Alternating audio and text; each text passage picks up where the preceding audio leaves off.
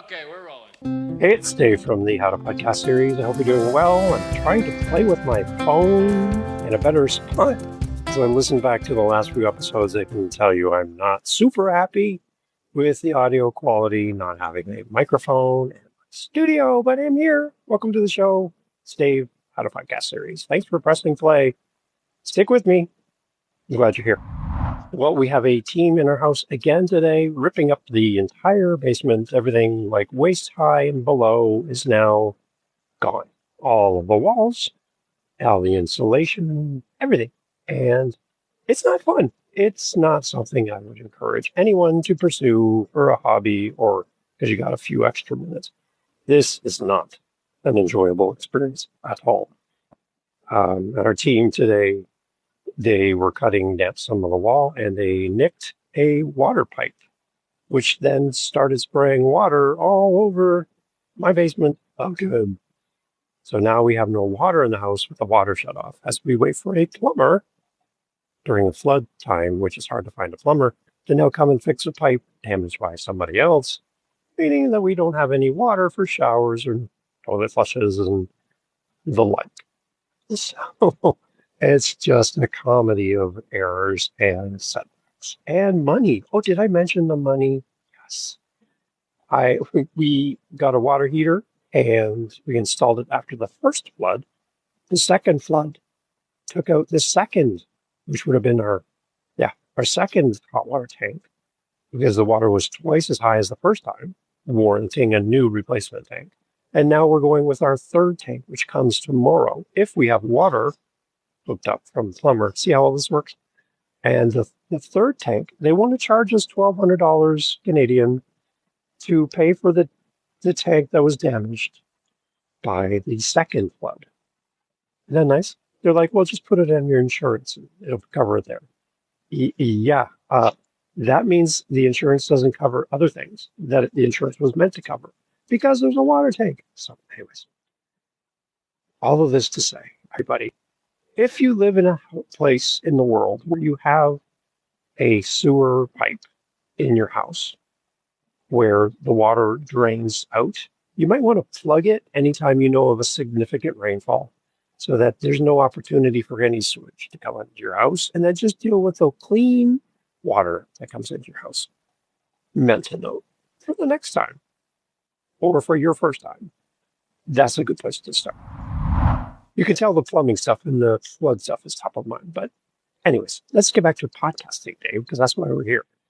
I want to talk about when your consistency breaks and letting go of your rigid schedule as a podcaster. And again, I want to talk more about this whole idea about consistency and what it is and what I think consistency isn't, because I think there's a difference between the two. It's okay for us as podcasters to pause or pivot. But what do you do when your podcast schedule completely breaks down altogether and you just need that break, or it's forced upon you with a flood? What do you do to maintain your podcast and keep connected with your audience? I think this is really important for us to talk about in light of what's happening for us here in our house. It's really top of mind. I've mentioned here in the past that I think there's a difference between consistency and frequency. I don't think those are the same thing in podcasting. I think they're a different thing. Frequency is how often your episode goes out. So this show is doing 365 days this year, which is a challenge when you're podcasting in the backyard under a tree with ants climbing into your beverages. It's not easy. It sounds different. It's not fun. But I am doing what I can with what I have where I am, as we talk about on the show quite often. But frequency is different than consistency. Frequency talks about when your episodes are released, your commitment to your audience, to be there frequently. Now, frequently could be once a month, once a week, twice a week, daily. It could be, your frequency could be Mondays at 6 a.m. Eastern. That's when I release my episodes, which is just a random time, by the way. There's no such thing as a great time to release your podcast, just remember there's a global audience in different time zones. So for me, it's Monday or Tuesday or Wednesday. The other side of the world, it's a completely different day. There's different seasons. My summer is someone's winter, right? You just got to remember that just because what you're experiencing, it doesn't mean everyone else is experiencing it as well. So picking the best time of day, not the most important thing. Just by the way, just pick the day that works for you. That's a free tip on top of what we're talking about today. Frequency is about how often your podcast goes out. Frequency can change. Frequency changes do not impact your consistency. It doesn't. They're two different things from my point of view as a podcaster. Frequency is different than consistency. Frequency is how often you release your episodes. Frequency could be based around a season where you have 10, 12 episodes, for example, and then you take 3 months off to be with your kiddos over the summer, and then you come back and do the next round of episodes. Fine. It's how TV works. It's how some of the big shows work because they put a lot of time and money into their podcasts and research and travel and interviews. And, they're creating like a movie, basically. It's all of the work they put behind their shows. But you and I, we're coming at this as something we love to do for the fun of it. This isn't a business for us. Podcasting doesn't have to be a business for any of us. So our approach is different. We have some flexibility and we don't report to anybody. Nobody's going to fire us if we miss a week of our podcast. Sure, our audience might be curious or disappointed because they really love what you do, but that's about the extent of it. Most people don't think about you as often as you think they do, just so you know. So these podcasters who get on and spout on and on about how important they are, that, they don't want to miss a day, and because, you're going to leave me if I miss an episode. People aren't thinking about you as much as you think they are. So just keep that in mind. When we talk frequency, we're talking about how often you release your episode. And I think you have a lot of room to play there and be flexible. And again, you're not accountable to anybody except yourself. So don't be afraid to play with frequency.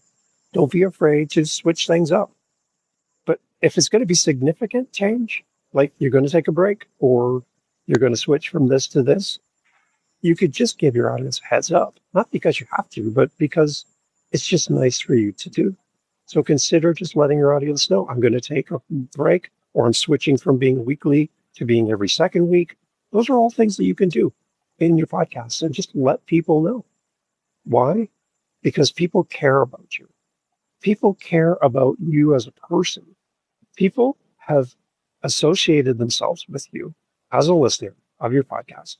And there's a relationship that's being built every time they press play and every time they see your episode show up on their device. There's a built-in expectation. There are shows that I listen to, and I know exactly what time they come out, and I've adjusted my listening habits around the release time of their show. And when their show doesn't come out for 6-7 hours later, I'm like, I hope they're okay. That's my first thought. Not, oh my gosh, you've disappointed me, I'm leaving. That's not what's happening. It's just, I hope you're okay. And I think that's what we need to understand. So play with your frequency. You're not going to hurt anything. My only caution would be just let your audience know because they care about you, not because you owe them an explanation. Just keep that in mind. So if frequency has room to play, consistency, I think, is something that we need to take seriously in podcasting. They're going to hear a lot of gurus telling you that you don't have to be consistent, that you can do whatever you want, and the bar is really low. The bar is low for podcasters who don't have a strong work ethic behind the scenes of their show. Meaning, and this is not meant to put anybody down, but meaning this is something that some podcasters do in the margins of life, and it's not their highest priority.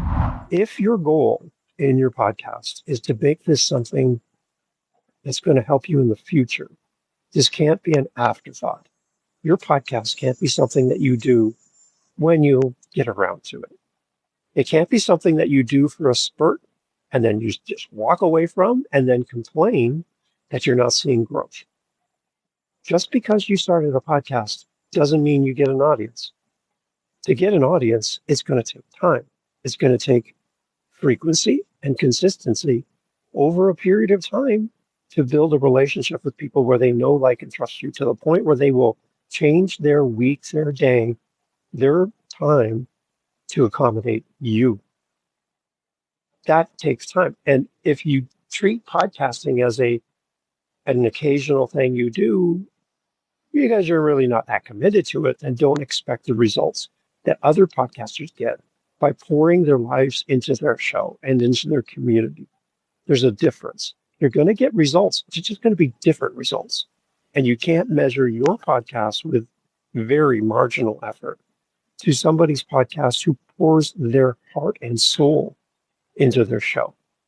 People who podcast even though they have a flood, right? Like, okay, like I'm not trying to put myself up here high on a pedestal, but this is my priority and I'm making it a priority. Again, I'm doing this on my breaks from all of the crap, literal crap that's going on around me. This is my chance to process, think, and be accountable to you. I'm not going to win any awards for doing this. Nobody sees me even sitting in the backyard right now. But I want to be with you. I want to connect with you. And I want to keep my commitment and my consistency by honoring the frequency that I've self-determined for my show. Nobody told me to do this. I'm not being paid to do this. I don't work for a podcast hosting site. I don't work for a podcast tool. I have nobody paying me to talk to you right now. Nobody pays my bills. Nobody. I'm doing this on my own. I'm not beholden to anybody. I'm not accountable to anybody. I don't have to toe the company line or say these 5 things, please. I don't have any ads. It's just a guy named Dave sitting in his backyard in the middle of summer after 2 massive floods in this house. Because I want to be here, not because I have to be here. Nobody's paying me to do this. And I think that is what I'm trying to get across, not only to you, but to myself. So if frequency is optional and a lot of room to navigate, consistency isn't. Consistency is something that builds upon itself over time. So, not that you have to create a podcast episode consistently, but you need to be consistently connected with your audience. And that could be through social, through little clips, through little touch points with your audience, through being a part of the community. When you remove yourself, not only from your podcast for an extended period of time, but remove yourself from your audience, remove yourself from your community, that's where I think you slide backwards. Really, not the frequency part. Because you have a lot of episodes probably over time, so there's a lot to listen to.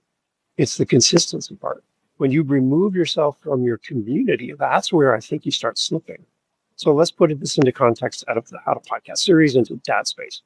So on Dad Space, my podcast for dads by dads, if I remove myself from my Dad Space community online, where I'm supporting other dad podcasts and I'm part of the dad conversation and all of that, and I stop producing episodes, and I stop doing all of the things. I'm not guesting on podcasts anymore. I'm not doing anything. I can't come back and complain that my podcast is losing ground. I have decided to not be a part of the conversation for a period of time. That was my choice. And I don't get the same results. I don't get to benefit the same way that other podcasts do that don't do what I've done. They haven't stopped. They haven't taken a break. They haven't stepped away from their audience. So it's not fair to compare or be jealous of a podcast that is still going and doing the things even when there's a flood. But I can't be jealous of them if I've chosen not to be part of the conversation. And I think that's the part where podcasters come to me and they're like, Dave, my show's not growing.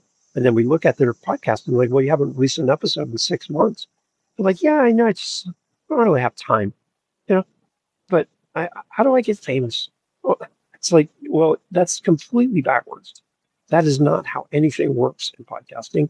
You have to show up. You have to do the thing. And by doing the thing, you get the results. When you don't do the things, the results aren't guaranteed in podcasting. A microphone doesn't guarantee you an audience. An audience doesn't guarantee you success. And success is not guaranteed in podcasting for anyone. It isn't. Even the top best of the best of the best have failed at podcasting and left podcasting completely. It's not about you. It's about your consistency and it's about your frequency. That's a marriage between two parts. They serve each other. So I'm asking you, what is your frequency currently for your show? What have you personally committed to yourself and to your audience? Your frequency. And then what is your consistency? How are you showing up, whether or not you have a new episode this week? Those are the two components I think that we need to look at as podcasters and have a healthy balance between the two. Your mental health as a podcaster is really important. And I know Danny Brown has talked about this many times. He's a great podcaster here in Canada. An awesome Scottish accent. I love talking to Danny. He talks a lot about mental health in podcasting and that there's a lack of it in conferences and conversations. And he's completely right. Your mental health is super important. And I would say that leans more to the frequency side over the consistency side. Because you can still be consistent and still be part of the conversation, even if you're just there to support others, while not being frequently releasing episodes, and still be impactful and effective as a podcaster. So frequency and your ability to keep producing content, that's kind of where you have to go. Frequency, consistency. Make the right choice for you. If you need any help, howtopodcast.ca. You're going to hear more from the backyard for the next few episodes as we navigate the renovations of our house and all of this stuff. But I promise to keep showing up to the best of my ability. I'm going to do what I can with what I have, where I am. And before this bee stings me, that's hovering above my head, I'll see you tomorrow. I got to run. Take care. This episode got me thinking about something I've been doing almost every Saturday for the last several years now. Regarding real change taking longer than a weekend, I wanted to mention a podcast meetup run by a friend of the show, David Campbell. Rather than have Dave do a promo about it himself, I spoke with a fellow member of the group, Bill Monty. I was so lucky to just stumble upon Dave's meetings. The first meeting, I knew this was different than other groups I had belonged to. First off, the other groups I had to pay to be in. And sometimes I was completely ignored, never asked a question or even acknowledged that I was part of a little 5-person group. And so this became something very different for me. And really it was someone tossing me a lifeline because at that point I was just thinking about giving up podcasting. Dave uses the word community a lot.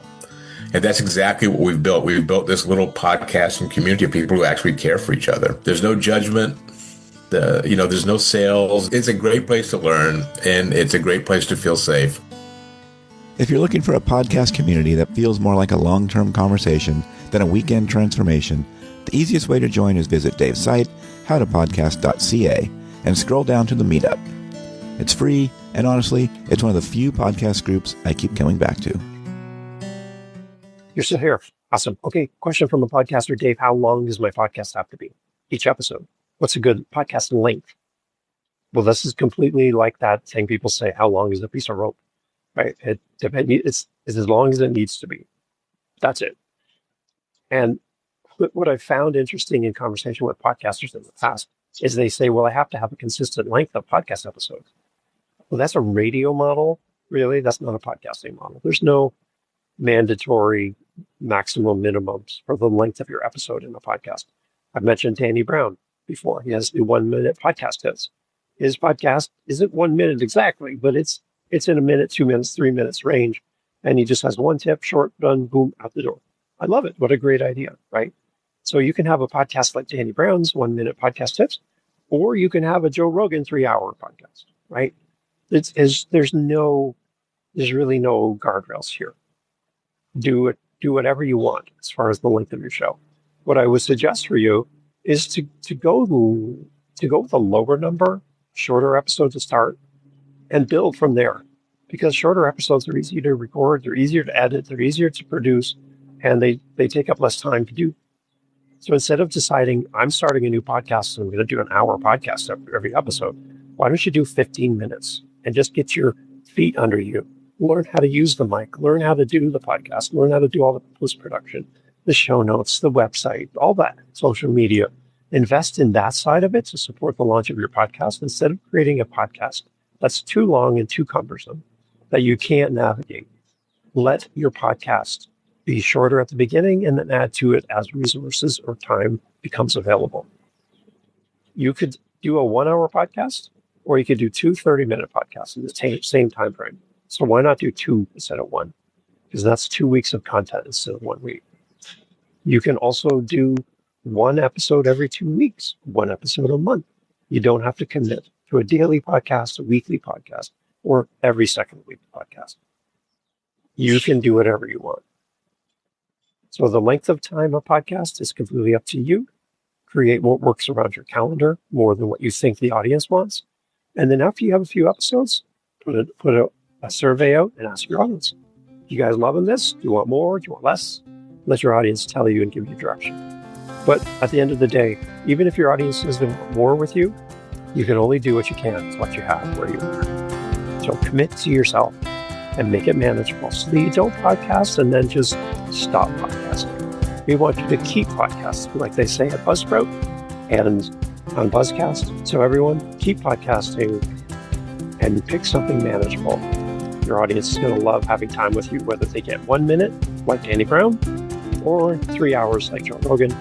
They're going to love every minute of time with you, no matter how much you do and how often you do it. Need help? Howtopodcast.ca. I'd love to have time with you. Reach out. Let's have time. Take care.